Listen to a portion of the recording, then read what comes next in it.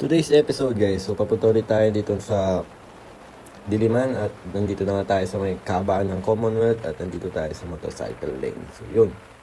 So kaya nandito tayo ngayon, syempre kailangan natin sumunod at para hindi tayo mahuli guys. So yan. So, sa mga oras na ito ay dito nagkakahulihan. So mga around 7 AM ako umalis sa bahay. So yan. Kaya kung makapansin nyo, nandito tayo sa motorcycle lane. So yan.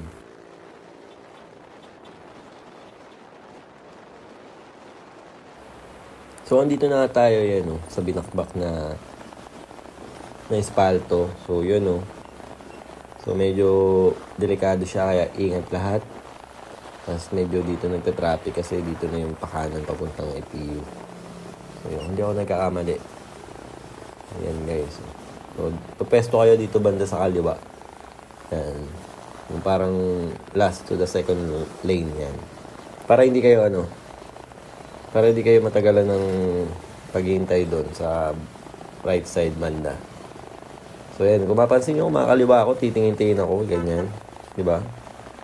Check lang, yan, traffic. Pero mas okay pa yung gantong, semento. Kaya lang, wag lang yung isang diretso na malalim. Diba? Pagka tinanggal yung espalto, tapos i-espaltoan nila ulit. Okay naman, naayos naman yun. Pero minsan matagal kasi naayos eh. Kaya nagkukos ng aksidente. Yun lang. So ayun guys, nakalagpas na ako sa trapikan. Sa trapikan.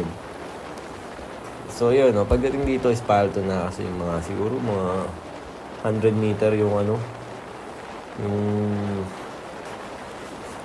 nabakbak doon. Tapos yan, espalto na ulit. So ang ganda nung biyahe ngayon, diba? Pag walang traffic. Ito Thursday yata ako malis na ito guys, Thursday. So yan, syempre dapat hindi ka kamote sa motorcycle lane ka dapat. Iwas aksidente, diba? Yun. Yan. Wala naman masyado ng huli. Tsempuhan lang talaga ang hulihan eh. Pagka hindi mo napansin, mahuli ka pala. Yung sa makapansin mo, makakaiwas ka, di ba? Kahit sa checkpoint, ganun din eh.